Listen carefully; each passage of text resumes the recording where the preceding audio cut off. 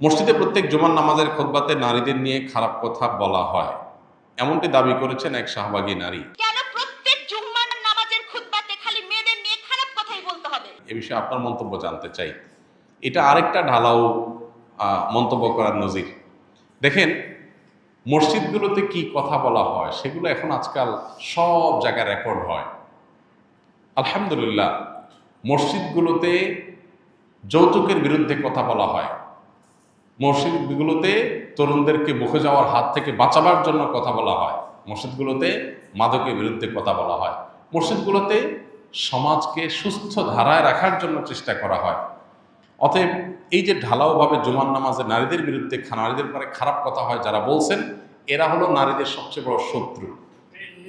এরা নারীদের অধিকার প্রতিষ্ঠা করতে চায় না, এরা নারীদেরকে ব্যবহার করতে চায়, নারীদেরকে ঢাল হিসাবে ব্যবহার করতে চায়। হাজার হাজার কোটি টাকার যে পর্ন ইন্ডাস্ট্রি আছে ওইটা বাঁচাবার জন্য নারী অধিকারের নামে এরা অনেক পলিসি তৈরি করে। এদের এই সমস্ত মুখরোচক অনেক স্লোগানের পেছনে অনেক দুর্বিসন্ধি এবং অসৎ উদ্দেশ্য লুকায়িত আছে। আলহামদুলিল্লাহ, এদেশের মেম্বরগুলোর যে অবদান, আমি একটা কথা প্রায় বলি, আমাদের দেশ নানা কারণে অর্থনৈতিকভাবে আমরা পিছিয়ে আছি। এখনো পর্যন্ত এই দেশের যে আর্থসামাজিক অবস্থা, এখানে অপরাধ নিয়ন্ত্রণ যতটা আছে, যতটা নিয়ন্ত্রণ করা গেছে, এর জন্য আইন শৃঙ্খলা রক্ষাকারী বাহিনী, প্রচলিত আইন, শাসন, এগুলোর যেরকম অবদান আছে, এর পাশাপাশি একটা উল্লেখযোগ্য অবদান হলো এই জুমার মসজিদের মিম্বরগুলো। এগুলো থেকে সারাদিন মানুষকে নীতিবাক্য, নীতিনৈতিকতা চর্চার গুরুত্ব বোঝানো হয় দেখে অনেকখানি মানুষের মধ্যে অপরাধ প্রবণতা কম। এগুলো যদি না থাকতো, এগুলো যদি বন্ধ করে দেওয়া হতো, তাহলে দেখা যেত মানুষ লাগামহীন কোথায় গিয়ে হতে পারে। আপনি বলবেন, ভাই, পশ্চিমা পৃথিবীতে অমুসলিম প্রধান দেশগুলোতে মানুষ অনেক ডিসিপ্লিন মেনটেন করে, অনেক শৃঙ্খলা মেনটেন করে, তারা কিউ মেনটেন করে, খুব ভদ্র, কেউ আইন লঙ্ঘন করে না, তারা তো অনেক ভালো, তাদের ওখানে তো জুমার নামাজে খুতবা নাই, তাহলে তারা ভালো হইল কেমনি? প্রথম কথা হলো, উন্নত দেশে মানুষের যখন অনেক টাকা পয়সা থাকে, চলার মতো সকল ব্যবস্থা থাকে, তার ছেঁচড়ামি, ছিচকে দুই নাম্বারি, ছোটোখাটো প্রতারণা, এর আলঠেলা, ওর আপনার মেরে খাওয়া, এই মানসিকতাগুলো থাকে না।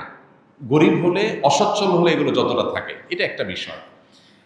তো ওই সমস্ত দেশগুলো আগে আছে, এই সমস্ত ক্ষেত্রে এসে তারা অ্যাডভান্টেজ পায়। আরেকটা বিষয় হলো, তাদের দেশগুলোতে কঠোর আইনের শাসন আছে, যার কারণে সেই অ্যাডভান্টেজটা তারা পাইছে। আমাদের এখানে যে আইনের শাসনটা ঢিলা আছে, ওইটা বরং কিছুটা রিকভার করছে এই মসজিদগুলোর নীতিবাক্য, মানুষকে মোরাল ডেভেলপমেন্টের জন্য যে নসিহাগুলো করা হয় সেগুলো। অতএব মসজিদের ব্যাপারে এই ধরনের ঢালাও মন্তব্য যিনি করেছেন, তার বিরুদ্ধে রীতিমতো প্রচলিত আইনে মামলা হওয়া উচিত, তার বিচার হওয়া উচিত।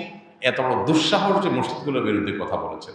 আমরা এই ভদ্র মহিলার ব্যাপারে দোয়া করি, আল্লাহ তাআলা তাকে হেদায়েত দান করুন, তিনি ইসলামের সত্যতাকে বোঝার মতো তৌফিক আল্লাহ তাআলা তাকে দান করুন। এ ধরনের জঘন্য মন্তব্য, এটা কোনো সুস্থ মস্তিষ্ক সম্পন্ন মানুষ করতে পারে না। যার মাথা ঠিক আছে, তিনি মসজিদের বক্তব্যগুলো শুনেন, ঢালাওভাবে এরকম একটা ডাহা মিথ্যা কথা, মিথ্যার তো একটা ধরন আছে, লেভেল আছে, লেয়ার আছে, এরকম কথা বলতে পারে না।